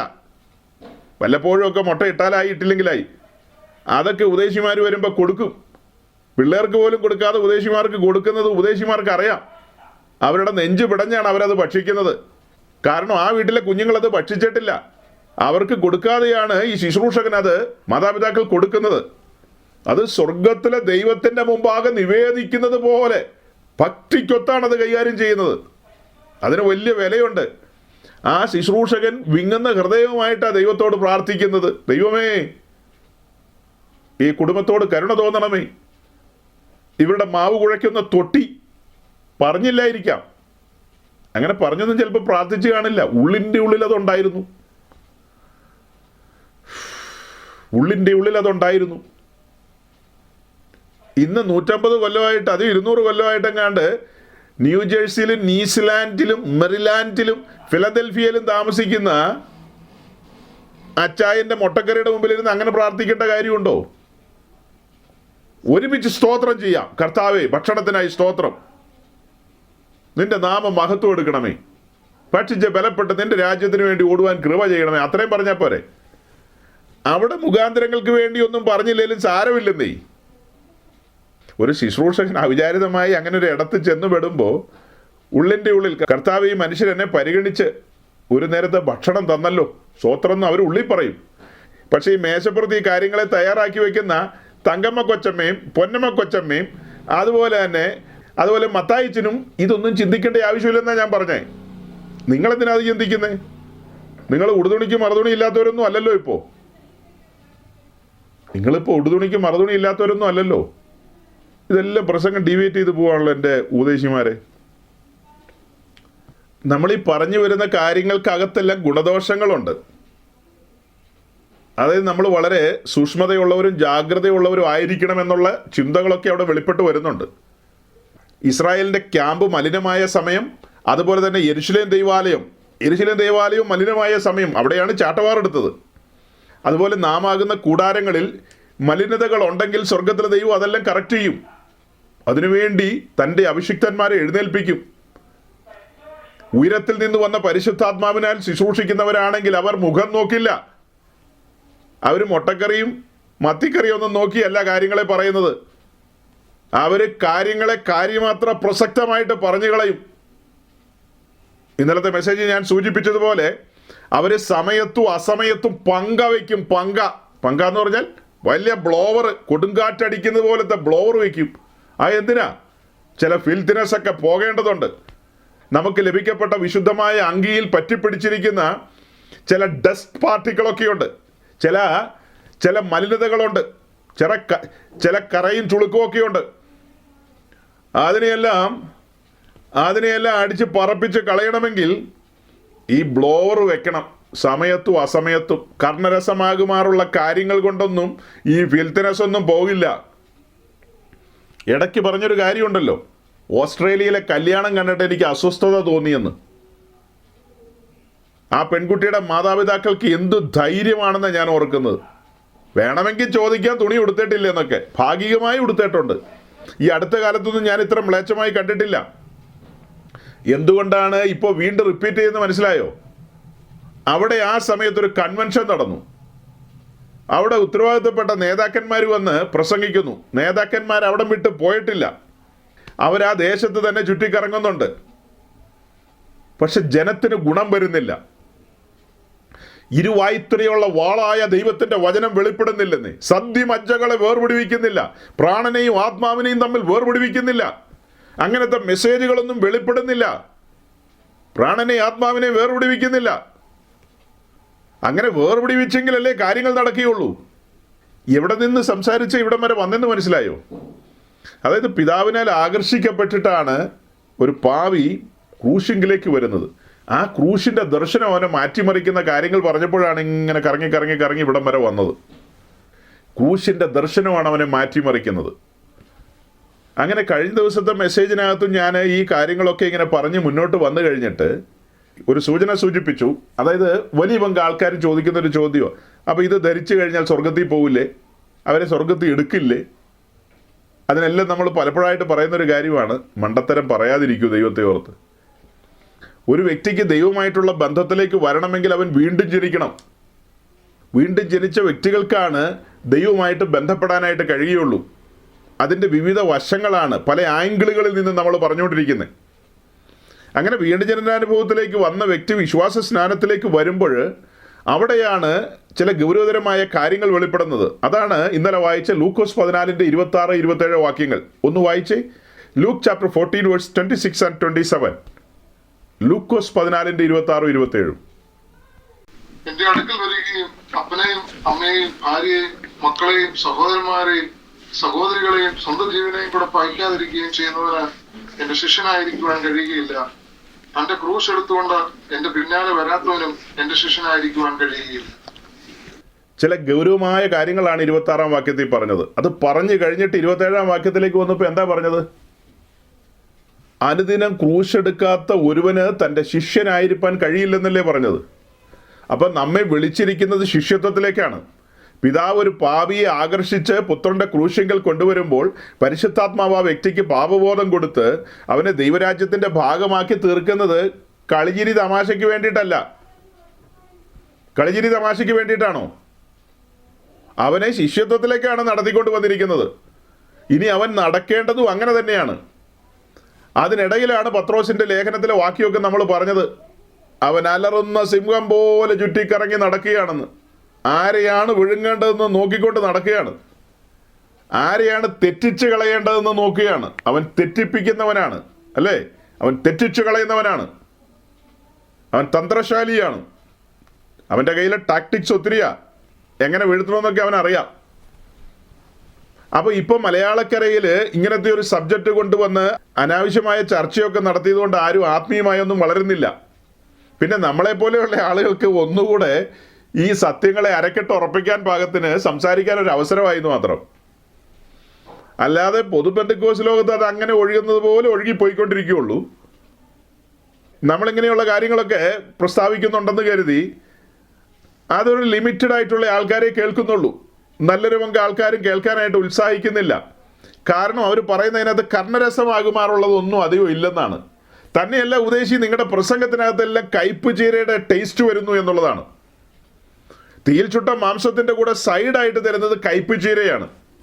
ഞങ്ങളെ രസിപ്പിക്കുന്നതും സന്തോഷിപ്പിക്കുന്നതുമായ ഒരു കാര്യമില്ല, സൈഡായിട്ട് തരുന്ന കയ്പ് ചീരയാണ്. അത് ഒഴിവാക്കാമോ എന്ന് പലപ്പോഴായിട്ട് ഞങ്ങൾ നിങ്ങളോട് ചോദിച്ചതാണ്. പക്ഷെ നിങ്ങൾ ശാഠ്യം പിടിക്കുന്നു. പെന്തക്കോസ്തിൻ്റെ പൂർവന്മാരും നിങ്ങളും ഒരുപോലെ ശാഠ്യം പിടിക്കുകയാണ്. തീയിൽ ചുട്ട മാംസം തന്നെ ഭക്ഷിക്കണം, കയ്പ് ചീര നിർബന്ധമാണ്, പുളിപ്പില്ലാത്ത അപ്പം തന്നെ ചുടണമെന്നാണ് നിർബന്ധം പിടിക്കുന്നത്. നമ്മുടെ നെടുമ്പുറത്ത് ഉപദേശിയും കൂടെയുള്ള ശിങ്കടികളും കരയുന്ന കരച്ചിൽ എന്താണെന്നറിയാവോ? കാലങ്ങൾക്കനുസരിച്ച് നമ്മൾ മാറേണ്ടതുണ്ട്. അന്ന് പൂർവന്മാരായ പിതാക്കന്മാര് ഈ പുളിപ്പില്ലാത്ത അപ്പം ചുട്ടതാണ് അബദ്ധമായി പോയത്. അത് പുളിപ്പിച്ച് നല്ല സോഫ്റ്റായിട്ട് ഒരു 3 വിരലും കൊണ്ടിങ്ങനെ മുറിച്ചെടുത്ത് ഭക്ഷിക്കാവുന്ന അത്തരത്തിലുള്ള സോഫ്റ്റ് അപ്പങ്ങൾ എന്തുകൊണ്ട് ചുട്ടില്ല എന്നുള്ളതാണ് അവർ ചോദിക്കുന്നു. അവർ കരയുന്നതും അതാണ്. അവരുടെ കരച്ചിലിൻ്റെ പിന്നിൽ അതാണ് കാരണം. ഈ അപ്പങ്ങൾ എന്തുകൊണ്ട് സോഫ്റ്റ് ആക്കിയില്ല? ഈ തീയിൽ ചുട്ട് തന്നെ മാംസം ഭക്ഷിക്കണമെന്ന് ഇങ്ങനെ ശാഠ്യം പിടിക്കേണ്ട കാര്യമുണ്ടോ? ഇങ്ങനെ തീവ്രവാദികളാകേണ്ട കാര്യമുണ്ടോ? കയ്പ് ചീര ഇത്ര നിർബന്ധമായിട്ട് പിടിക്കുന്നത് എന്തിനാ? ലോകത്തിലെ എല്ലാ സ്ഥലങ്ങളിലും ആളുകൾ ഈ കാര്യങ്ങൾ സെർവ് ചെയ്യുന്നുണ്ട്. അവിടെ പേച്ചൂരിയൊക്കെ കൊടുത്തിട്ട് ആരും ചത്തൊന്നും പോയിട്ടില്ല ഇന്നുവരെ. ആളുകളെല്ലാം ഓടിപ്പാഞ്ഞ് നടപ്പുണ്ട്. കൺവെൻഷനുകൾ നടക്കുന്നുണ്ട്, മറ്റ് കാര്യങ്ങളെല്ലാം നടക്കുന്നുണ്ട്, സഭായോഗം നടക്കുന്നുണ്ട്, കോട്ടേജ് മീറ്റിംഗ് നടക്കുന്നുണ്ട്, എല്ലാ കാര്യങ്ങളും നടക്കുന്നുണ്ടല്ലോ. പിന്നെ ഇച്ചിരി പേച്ചൂരെ വിളമ്പി എന്നോർത്ത് എന്താ കുഴപ്പം? പണ്ടെങ്ങാണ്ട് ആരാണ്ട് വിളമ്പിപ്പ് എന്തോ കുഴപ്പം വന്നു. അത് ഇന്നും അങ്ങനെ തന്നെ പിടിച്ചോണ്ടിരിക്കുകയാണോ നിങ്ങളെന്നാ ചോദിക്കുന്നത്? നിങ്ങളിങ്ങനെ കയ്പ് ചീര മാത്രം വിളമ്പണമെന്ന് ശാഠ്യം പിടിക്കുന്നത് എന്താ? നിങ്ങളിത് ഏത് നൂറ്റാണ്ടിലാണ് ജീവിക്കുന്നത്? നിങ്ങളിത് ഏത് നൂറ്റാണ്ടിലാണ് ജീവിക്കുന്നത്? ഈ കാലഘട്ടത്തിലാണ് ജീവിക്കുന്നതെങ്കിൽ ഈ കാലഘട്ടത്തിനനുസരിച്ച് ജീവിക്കണം. അല്ലാതെ പണ്ടെങ്ങാണ്ട് ആരാണ്ട് പറഞ്ഞെന്നും പറഞ്ഞ് ചില ആൾക്കാർ നമ്മുടെ ഈ മെസ്സേജിനടി വന്ന് കമൻറ്റ് എഴുതാറുണ്ട്. ചുമ്മാ ഏതോ അപ്പച്ചന്മാരെന്തോ പറഞ്ഞു, ആരോ എന്തോ പറഞ്ഞു എന്നും കരുതി പാരമ്പര്യം പിടിച്ചോണ്ട് വന്നേക്കാന്ന്. ഏതപ്പച്ചൻ? ആരുടെ അപ്പച്ചൻ? താങ്കൾ ഏതപ്പച്ചൻ്റെ കാര്യം പറയണ? ഏത് അമ്മച്ചിയുടെ കാര്യം ഈ പറയുന്നത്? ഈ വിദ്വാന്മാരുടെ ഒന്നും കയ്യിൽ എബ്രായ ലേഖനം 13-ാം അധ്യായം 7-ാം വാക്യം ഇല്ലേന്ന് എനിക്ക് സംശയമുണ്ട്. ആ വാക്യം ഒന്ന് വായിച്ച് കേൾപ്പിച്ചേ ഷിജു പാസ്റ്റേ. ഈ മലയാളി പെന്തിക്കോസിൻ്റെ നടുവിലുള്ള മലയാളി കുഞ്ഞുങ്ങളെ ഒന്ന് വായിച്ച് കേൾപ്പിച്ചേ. Hebrew chapter 13:7. നിങ്ങളോട് ദൈവവചനം പ്രസംഗിച്ച് നിങ്ങളെ നടത്തിയവരെ ഓർത്തുകൊള്ളുകയും അവരുടെ ജീവാവസാനം ഓർത്ത് അവരുടെ വിശ്വാസം അനുകരിക്കുകയും. നിങ്ങളോട് ദൈവവചനം പ്രസംഗിച്ച് നിങ്ങളെ നടത്തിയവരെ ഓർത്തുകൊള്ളുവിൻ. അവരെ ഓർക്കുന്ന എന്തെങ്കിലും അപരാധമാണോ? അവർ നമ്മോട് ദൈവവചനം പ്രസംഗിച്ചല്ലേ നമ്മെ നടത്തിയത്? അവർ കയ്പ് ചീര സെർവ് ചെയ്തവരല്ലേ? തീയിൽ ചുട്ട മാംസമല്ലേ തന്നത്? അവർ പുളിപ്പില്ലാത്ത അപ്പം തന്നെയല്ലേ നമുക്ക് തന്നത്? അത് ഓർത്തുകൊള്ളുവിന്നാ വായിച്ചത്. അപ്പോൾ അതൊന്നും ഓർക്കാത്തവനെ നമ്മൾ എങ്ങനെ പരിഗണിക്കണം? അവൻ എന്തു വിശ്വാസിയാണെന്നാ ഈ പറയുന്നത്? വിശുദ്ധ തിരുവെഴുത്ത് പറയാണ് അത് ഓർത്തുകൊള്ളണമെന്ന്. അത് ഓർക്കുന്നത് കൊണ്ടാണ് കാര്യങ്ങളെ പറയുന്നത്. അവരുടെ ജീവാവസാനം ഓർത്ത് അവരുടെ വിശ്വാസം അനുകരിപ്പിൻ. പലരുടെയും ജീവാവസാനം നോക്കിക്കഴിഞ്ഞാൽ ദുരന്തമായിരിക്കും. എന്നാൽ ആരംഭത്തെക്കാൾ അധികമായി അവസാനം ശോഭയോടെ കടന്നുപോയ ഭക്തന്മാരുണ്ട്. അനേകർക്ക് പ്രയോജനമായി കടന്നുപോയവരുണ്ട്. അവരുടെ വിശ്വാസം അനുകരിപ്പിന്നാ പറയുന്നത്. അതൊരു പാതകമായിട്ടല്ല പറയുന്നത്, അത് പാരമ്പര്യമായിട്ടും അല്ല പറയുന്നത്. അവരുടെ വിശ്വാസം അനുകരിപ്പിൻ എന്ന് പറഞ്ഞാൽ അത് പാരമ്പര്യമാണോ? അവർ പ്രസംഗിച്ചത് എന്താണ്? ആ പ്രസംഗം തന്നെ പ്രസംഗിക്കണം. തീയിൽ ചുട്ട മാംസം, കാൽവറിയിലെ കൊലമരത്തിൽ ദൈവ കോപാഗ്നിയിൽ വെന്തുരുകിയ ആ ദൈവ കുഞ്ഞാടിനെ അങ്ങനെ തന്നെ ചൂടോടെ സെർവ് ചെയ്യണം. പരിശുദ്ധാത്മാവിൻ്റെ അഗ്നിയിലാണ് ആ മാംസം വിളമ്പേണ്ടത്. പരിശുദ്ധാത്മാവിൻ്റെ അഗ്നിയിൽ. അതാണ് ഇപ്പോൾ ചെയ്തുകൊണ്ടിരിക്കുന്നത്. അതുപോലെ പുളിപ്പില്ലാത്ത അപ്പമാണ് സെർവ് ചെയ്യേണ്ടത്. പുളിപ്പിച്ച അപ്പമല്ലെന്ന്. അവർ പുളിപ്പിച്ച അപ്പമല്ല സെർവ് ചെയ്തത്. ഒരു മാർദ്ദവും ഇല്ലായിരുന്നു. രസിക്കുന്ന കാര്യങ്ങളൊന്നും ഇല്ലായിരുന്നു. രസിപ്പിക്കുന്നതോ കർണരസമാകുമാറുള്ള കാര്യങ്ങളല്ല അവർ കൈകാര്യം ചെയ്തത്. പക്ഷെ ഇന്ന് നാം വസിക്കുന്ന ഈ കാലത്ത് നമ്മുടെ ചുറ്റോട് ചുറ്റും നോക്കിക്കഴിഞ്ഞാൽ പുളിപ്പുള്ള അപ്പങ്ങളാണ് ചുറ്റും. തീയിൽ ചുട്ട മാംസത്തിന് പകരം പുഴുങ്ങിയിട്ട് കൊടുക്കുന്ന ഒരു കാലമാണ്. അതായത് ജഡജ്ഞാനത്തിൽ, വേർഡ്ലി വിസ്ഡത്തിൽ, ലോകജ്ഞാനത്തിൽ ആളുകൾ വിളമ്പുന്ന കാലമാണിത്. അത്തരം മാംസങ്ങളൊക്കെ തിന്ന് ഏനക്കേട് പിടിച്ച് നടക്കുകയാണല്ല. ഏനക്കേട് വന്നിരിക്കുക. വല്ലാത്ത പരുവത്തിൽ വേച്ച് പറിച്ച് പോയിക്കൊണ്ടിരിക്കുകയാണ്. സ്വർഗത്തിലെ ദൈവം വെച്ച മെനു എങ്ങനെയുള്ളതാ? തീയിൽ ചുട്ടതായിരിക്കണം, പുളിപ്പില്ലാത്ത അപ്പമായിരിക്കണം, സൈഡ് ഡിഷ് നിർബന്ധമാണ്. ഞാനും നിങ്ങളിവിടെ പലതും കഴിക്കുന്ന പോലെയല്ല അറബികൾ കഴിക്കുന്നത്. ഞാൻ അറബികൾ ഭക്ഷണം കഴിക്കുന്നതിനോട് ചേർന്നിരുന്ന് ശ്രദ്ധിച്ചിട്ടുണ്ട്. അവർ നിലത്ത് വട്ടം കൂടിയിരുന്ന് ഭക്ഷണം കഴിക്കുമ്പോൾ അതിൻ്റെ തൊട്ടപ്പുറം ഒരു ചെറിയ സ്ക്രീന് ഇപ്പുറം നമ്മൾ കസേരയിലിരുന്ന് കഴിച്ചു. അപ്പോൾ അവർ കഴിക്കുന്നതിനകത്തെല്ലാം സൈഡുണ്ട്. അല്ലാതെ വലിയ കോഴീനെയും വലിയ പോത്തിനെയും കൊണ്ടുവന്ന് വെച്ചിട്ട് അത് തന്നെ നിന്നുകൊണ്ടിരിക്കുകയല്ല. സൈഡുണ്ട്. സൈഡ് നിർബന്ധമാണ്. ഞങ്ങൾ സാധാരണ തമാശയ്ക്ക് പറയും, ആ ചപ്പു ചവറുകൾ അത് നിർബന്ധമാണ്. അതില്ലാതെ ഒക്കില്ലെന്നേ. ബാലൻസിങ്ങിന് വേണ്ടി അതങ്ങനെയാണത് കൈകാര്യം ചെയ്യുന്നത്. അതുപോലെ തന്നെയാണ് ഇവിടെ കാര്യങ്ങളെയെല്ലാം ബാലൻസ് ചെയ്യാൻ വേണ്ടി സ്വർഗത്തിലെ ദൈവം നമുക്ക് കാര്യങ്ങളെ നേരത്തെ പ്രിന്റ് ചെയ്ത് കൈ തന്നിട്ടുണ്ട്. അങ്ങനെ പ്രിന്റ് ചെയ്ത മെനു കാർഡ് ഓരോ ഉപദേശിക്കും കൊടുക്കുന്നുണ്ട്. വേലയ്ക്ക് വിളിയുണ്ടെങ്കിൽ അതിന് വിരുദ്ധമായ കാര്യങ്ങൾ സെർവ് ചെയ്ത് കഴിഞ്ഞാൽ നിന്നെ അവിടെ വരുമ്പോൾ പിടിക്കും. വെള്ള തേച്ച സാറേ പിടിക്കും, ഉറപ്പാ. എത്ര റൈറ്റ് റവറൻ്റ് ആണെങ്കിലും, എന്നാ സൂപ്രണ്ടൻ്റ് ആണെങ്കിലും, എന്നാ ഓവർസീർ ആണെങ്കിലും അവിടെ വരുമ്പോൾ പിടിച്ചിരിക്കും. ചെക്ക് പോസ്റ്റ് കടക്കില്ലെന്ന്. ചെക്ക് പോസ്റ്റോ? പിന്നെ ചെക്ക് പോസ്റ്റ് ഉണ്ട്. ചെക്ക് പോസ്റ്റ് കടക്കണമെങ്കിൽ കുഞ്ഞാടിൻ്റെ തങ്കച്ചോരയാൽ സമ്പാദിച്ചിരിക്കുന്ന ആട്ടിൻകൂട്ടത്തിന് ഗുണകരമല്ലാത്ത സാധനങ്ങൾ കൊടുക്കരുത്. അതായത് കർത്താവായ യേശുക്രിസ്തുവിൻ്റെ മണവാട്ടിയായ പ്രാക്കൾ സംഘത്തിന് പന്നിയുടെ ഭക്ഷണം കൊടുക്കരുതെന്ന്. വലിയ ഫാറ്റുള്ള പന്നിയുടെ ഭക്ഷണം കൊടുക്കരുത്.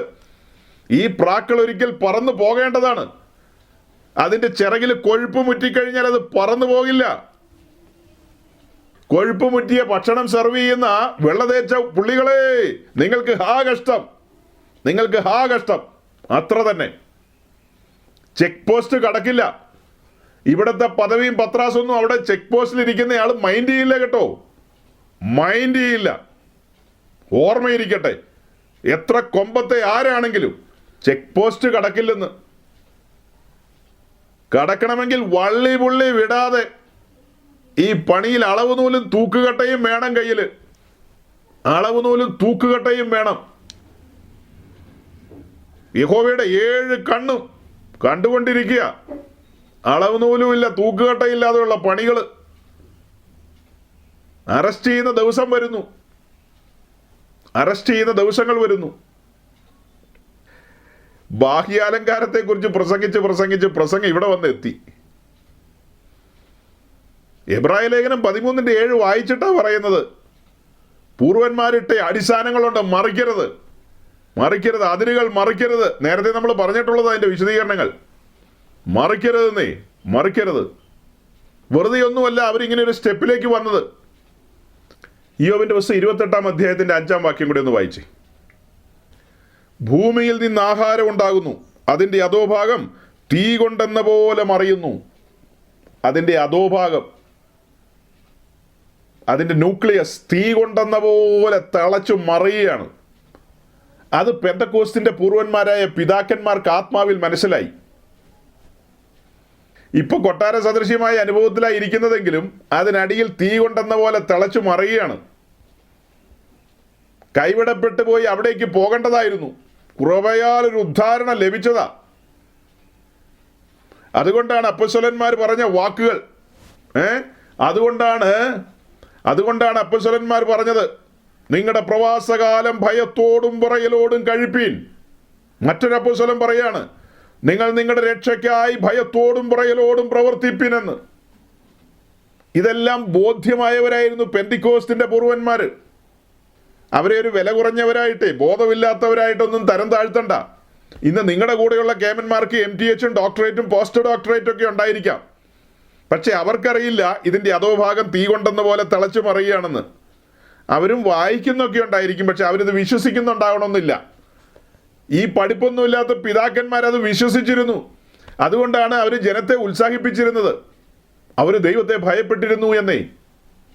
നമ്മുടെ കൂടെയുള്ള കൂട്ടു സഹോദരങ്ങൾ ആരും കൈവിടപ്പെട്ടു പോകരുത്, നഷ്ടപ്പെട്ടു പോകരുത്. ആരും ലോകത്തിൻ്റെ സ്നേഹിതന്മാരാകരുത്, ആരും ലോകത്തിന് അനുരൂപരാകരുത് എന്ന ചിന്തയിലാണ് അവർ ഓരോ കാര്യങ്ങളും ചെയ്തത്. ഇന്നത്തെ പഠിപ്പും പത്രാസും ഉള്ള കേമന്മാർക്ക് അതെല്ലാം അയോഗ്യമായിട്ടാണ് തോന്നുന്നത്. എല്ലാം അയോഗ്യമായിട്ട്. ഞങ്ങൾ പൊളിച്ചെഴുതുമെന്നാണ് പറയുന്നത്. ഞങ്ങൾ കയ്പ് ചേരെടുത്ത് അറബിക്കടലിൽ എറിയുമെന്നൊക്കെയാണ് പറയുന്നത്. ഞങ്ങൾ ഈ തീയിൽ ചുട്ട മാംസമൊക്കെ ഇനി പുഴുങ്ങി തന്നെ കൊടുക്കും. കൊടുത്തോ ഒരു പരുവത്തിലാക്കിയല്ലോ എല്ലാം. അപ്പൊ പ്രിയരെ, നമ്മുടെ പൂർവന്മാരായവർ നമ്മെ അഭ്യസിപ്പിച്ചതും പഠിപ്പിച്ചതുമായ കാര്യങ്ങൾ നമ്മൾ ഓർക്കേണ്ടതുണ്ട്, അവരുടെ വിശ്വാസം അനുകരിക്കേണ്ടതുണ്ട്.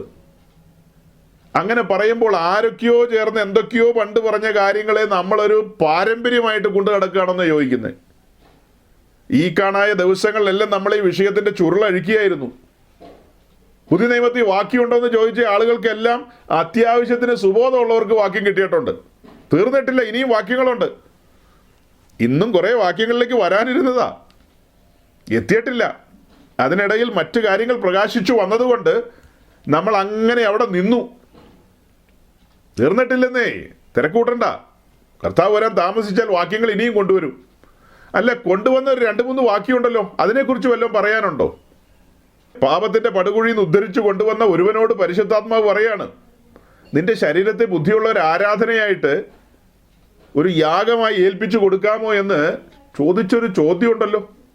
ഈ ശരീരത്തിൽ ഇരുന്നു കൊണ്ടല്ലേ തോട്ടത്തിൽ വെച്ച് പാപം ചെയ്തത്. അതിന്റെ കാരണത്താലല്ലേ തോട്ടത്തിൽ നിന്ന് പുറത്തിറങ്ങി വരേണ്ടി വന്നത്. പിന്നീട് പാപത്തിൽ സഞ്ചരിച്ചുകൊണ്ടിരിക്കുകയല്ലേ. ഇത് നമ്മിൽ ഓരോരുത്തരും രക്ഷിക്കപ്പെട്ട് വന്നവരാ, ശരി തന്നെ, തർക്കമില്ല. പക്ഷേ ഏതിൽ നിന്നാണോ നമ്മൾ വിടുതൽ പ്രാപിച്ചു വന്നത്, ആ പാപം നമ്മുടെ വാതിൽക്കൽ കിടപ്പുണ്ട്. അതുകൊണ്ടാണ് വീണ്ടും വീണ്ടും വീണ്ടും പറയുന്നത്. പൂർവന്മാരായ അപ്പോസ്തലന്മാർ മാത്രമല്ല, ഈ കാലഘട്ടത്തിൽ ശുശ്രൂഷയ്ക്ക് വിളിക്കപ്പെട്ട ദൈവത്തിന്റെ ദാസന്മാരെ ഞങ്ങൾ ഒരുമിച്ച് പറയാണ്, നിങ്ങളുടെ പ്രവാസകാലം ഭയത്തോടും വിറയലോടും കഴിപ്പിനെന്ന്. ഇത് കേൾക്കുമ്പോൾ നിങ്ങൾ കോപിച്ചിട്ട് കാര്യമില്ല, നിങ്ങൾ അലോസരപ്പെട്ടിട്ട് കാര്യമില്ല. അല്ല, നിങ്ങളെന്ത് ഈ പരീശന്മാരെ പോലെ സംസാരിക്കുന്നത്? ഏത് പരീശൻ? ആരുടെ പരീശൻ? പത്രോസ് പരീശനായിരുന്നോ? പത്രോസ് എഴുതി വെച്ച കാര്യമല്ലേ ഈ പറയുന്നത്. അത് ഏത് ആത്മാവിൽ എഴുതിയോ അതേ ആത്മാവിൽ ഇപ്പോൾ സംസാരിക്കുകയാണ്. ലെവൻ ചുറ്റിക്കറങ്ങി നടക്കുകയാണ്, ആരെ വിഴുങ്ങേണ്ടു എന്നോർത്ത്. അനേക വെള്ളതേച്ച ഉപദേശിമാരെയാണ് അവൻ വിഴുങ്ങിക്കളഞ്ഞിരിക്കുന്നത്. ഈ പറയപ്പെട്ട വെള്ളതേച്ചതിൽ ഏറിയ പങ്കും അവൻ്റെ വയറ്റിലാണ് കിടക്കുന്നത്. അവൻ വിഴുങ്ങിക്കളഞ്ഞു, പണ്ടേ വിഴുങ്ങിക്കളഞ്ഞു. അപ്പോൾ ഡിസ്ട്രിക്ട് കൺവെൻഷനിൽ പ്രസംഗിക്കാൻ വരുന്നതോ? അവിടെ കിടന്നുകൊണ്ട് പ്രസംഗിക്കാൻ മേലേ? അത് കൊള്ളാം. പ്രസംഗം കേൾക്കുമ്പോൾ നിങ്ങൾക്ക് വിവേചിക്കാൻ കഴിയാത്തത് എന്താ? പ്രസംഗം കേൾക്കുമ്പോൾ നിങ്ങൾക്ക് വിവേചിക്കാൻ കഴിവില്ല, അത് നിങ്ങളുടെ കുഴപ്പം. വിവേചിക്കാൻ കഴിവുള്ളവർക്ക് കാര്യം മനസ്സിലാവും. അത് ന്യൂസിലാൻഡിലോ ഓസ്ട്രേലിയയിലോ അന്റാർട്ടിക്കയിലോ വന്നൊക്കെ പ്രസംഗിക്കും. പക്ഷെ ജനത്തിന് മനഃശാന്തരം ഉണ്ടാകുന്നുണ്ടോ? അവർ തിരിയുന്നുണ്ടോ? അവർ ക്രൂശിങ്കിലേക്ക് തിരിയുന്നുണ്ടോ? അവർ തങ്ങളിവിടെ അന്യരും പരദേശികളും എന്ന് ഏറ്റുപറയുന്നുണ്ടോ? അവരുടെ ജസ്റ്റർ ആൻഡ് പോസ്റ്ററിൽ ഒരു ദൈവഭയം നിഴലിക്കുന്നുണ്ടോ? അവരുടെ പെൺമക്കളിൽ, അവരുടെ ആൺമക്കളിൽ ആ ദൈവഭയം നിഴലിക്കുന്നുണ്ടോ? നിന്നെ മഞ്ഞ് പെയ്യുന്ന രാജ്യത്തിലേക്ക് കൊണ്ടുപോയത് ദൈവാനുഗ്രഹമാണെന്നല്ലേ പറഞ്ഞത്? അവിടെ ചെന്നിട്ട് നിന്റെ നടപ്പിലും ഇടുപ്പിലും കിടപ്പിലും നോട്ടത്തിലും എല്ലാം ആ ദൈവഭയം നിഴലിക്കുന്നുണ്ടോ എന്ന് മനസ്സിലാകുന്നില്ല അല്ലേ? നിങ്ങൾക്ക് മനസ്സിലായില്ലെങ്കിലും മനസ്സിലാകേണ്ടവർക്ക് മനസ്സിലാകുന്നുണ്ടെന്നേ. ദൈവഭയം നഷ്ടപ്പെട്ടിരിക്കുന്നു. അതുകൊണ്ടാണ് ഇങ്ങനത്തെ കാര്യങ്ങളൊക്കെ സംഭവിക്കുന്നത്. അഹരോന്മാർ കെട്ടഴിച്ചു വിടുകയാണ് ജനത്തെ. എത്ര അഹരോന്മാർ നമ്മളെ ധരിപ്പിക്കുന്നുണ്ട്. ഇയ്യോബ് 28:5 ഇതിനടിയിൽ തീ കൊണ്ടെന്ന പോലെ തിളച്ചു മറിയാണ്. അതിന് മുകളിൽ നമ്മളൊരു ചുടുനിശ്വാസം വിട്ടുകൊണ്ടല്ലേ ഇരിക്കുന്നത്. എൻ്റെ ദൈവമേ, ഞാൻ അവിടെ പോകേണ്ടതായിരുന്നു. കൃപയാൽ ഇനി എത്ര കാലമെന്ന് എനിക്കറിയില്ല. 70 ഏറിയാൽ 80. ഞങ്ങളുടെ ആയുഷ്കാലം 70 സംവത്സരം, ഏറെയാൽ 80 സംവത്സരം. അതിന്റെ പ്രധാന പ്രയാസവും ദുഃഖവും അത്രേ. അത് വേഗം തീരുകയും ഞങ്ങൾ പറന്നു പോവുകയും ചെയ്യുന്നു. ഭക്തന്മാർ പറയുന്ന കേട്ടില്ലേ? അതിൻ്റെ പ്രതാപം ഇത്രയ്ക്കിത്രയേ ഉള്ളൂ. പത്രോസ് അത് തന്നെ പറയുന്നത്. കാലത്ത് മുളച്ചു വരുന്ന ഒരു പുൽച്ചെടിക്ക് സമാനം, വൈകിട്ട് വാടിപ്പോകുന്നു. അത്രയേ ഉള്ളൂ നമ്മുടെ ഇവിടുത്തെ കലാപരിപാടികളൊക്കെ. അതിനിടയിലാണ് നമ്മൾ കിടന്ന് വാഗ്വാദങ്ങൾ ഉണ്ടാക്കുന്നത്. തീക്കുണ്ടത്തിന് മുകളിൽ ഇരുന്നു കൊണ്ടാണ് 3 പേര് ചർച്ച നടത്തുന്നത്. അബദ്ധമായി പോയി. എവിടെ ഇരുന്നു കൊണ്ടാ? തീക്കുണ്ടത്തിന് മുകളിൽ ഇരുന്നു കൊണ്ടാണ് 3 കേമന്മാർ പറയുന്നത്. അബദ്ധമായി പോയി, കയ്പ് ചീര വിളമ്പിയത് തെറ്റായിപ്പോയി, പുളിപ്പില്ലാത്ത അപ്പം എന്തിനു കൊടുത്തു? ആ അപ്പം സോഫ്റ്റ് ആയിരുന്നെങ്കിൽ 10,000-കണക്കിന് ലക്ഷക്കണക്കിന് ആൾക്കാർ പെന്തിക്കോസിലേക്ക് വന്നേനെ. അങ്ങനെ അവരുടെ എല്ലാം സ്വോത്ര കാഴ്ച പെട്ടിയിൽ വീണേനെ. അങ്ങനെ നമ്മൾ പുഞ്ചപ്പാടങ്ങൾ മേടിച്ചേനെ. അങ്ങനെ നമ്മൾ റബ്ബറും തോട്ടങ്ങൾ നട്ടേനെ. പിന്നെ അതിൻ്റെ എല്ലാം വീതം നമുക്കുള്ളതല്ലേ, എല്ലാത്തിൻ്റെയും വീതം. അല്ലാതെ ആത്മാക്കളുടെ വിടുതൽ ഓർത്തിട്ടും ആത്മാക്കളെക്കുറിച്ചുള്ള ഭാരമൊന്നുമല്ല. ആത്മാക്കളെക്കുറിച്ച് ഭാരമുള്ളവർ, ദൈവസഭയെ സ്നേഹിക്കുന്നവർ ഒരിക്കലും ഇങ്ങനെയുള്ള കാര്യങ്ങളെ ചെയ്യില്ല, ഇങ്ങനെയുള്ള കാര്യങ്ങളെ പറയില്ല. ഇവിടെ ഓർണമെന്റ്സ് ധരിക്കുന്ന ഒത്തിരി പേരുണ്ട്, ധരിക്കാത്തവരുമുണ്ട്. ഇപ്പം നമ്മളെപ്പോലെയുള്ള ആളുകൾ അനാവശ്യ സമയങ്ങളിൽ ഇതൊന്നും സംസാരിക്കില്ല, ഒരാളെയും വേദനിപ്പിക്കുകയോ അലോസരപ്പെടുത്തുകയോ ഇല്ല. രക്ഷയും സ്നാനവും സംസാരിച്ചു വരേണ്ട സാഹചര്യം വന്നാൽ മസ്റ്റായിട്ട് കാര്യങ്ങളുടെ ചുരുൾ നിവർത്തും, അക്കമിട്ട് നിരത്തി കൊണ്ടുവരും. ഒരു സന്ദേഹവും വേണ്ട. ഏതൊരു കുഞ്ഞിനും മനസ്സിലാകുന്ന ഭാഷയിൽ കാര്യങ്ങളുടെ ചുരുളഴിക്കും. അത് കേട്ടുകൊണ്ടിരിക്കുന്നവർക്ക് മനസ്സിലാകുമല്ലോ. ക്രൂശ് വെളിപ്പെടുത്തി, അല്ലേ? ക്രൂശ് വെളിപ്പെടുത്തി. യാഗപീഠത്തിലെ തീ കത്തി നിൽക്കുകയാണ്. ആ കാഴ്ച കണ്ട് അടുത്ത പടി ആ ബലിപീഠത്തിലേക്ക് തങ്ങളെ തന്നെ ഏൽപ്പിച്ചു കൊടുക്കുകയാണ് അവർ. മനസ്സോടെ, പ്രലോഭിപ്പിച്ചുകൊണ്ടല്ല, ഭയപ്പെടുത്തിക്കൊണ്ടല്ല, വേറൊരു രീതിയിലുമല്ല. അവർ സ്വമനസാലെ ബലിപീഠത്തിലേക്ക് തങ്ങളെ തന്നെ ഏൽപ്പിക്കുകയാണ്. ബലിപീഠത്തിൽ തീ കത്തുകയല്ലേ, കത്തുന്ന ബലിപീഠത്തിലേക്ക് അവർ ഏൽപ്പിച്ചു കൊടുക്കുകയാണ്.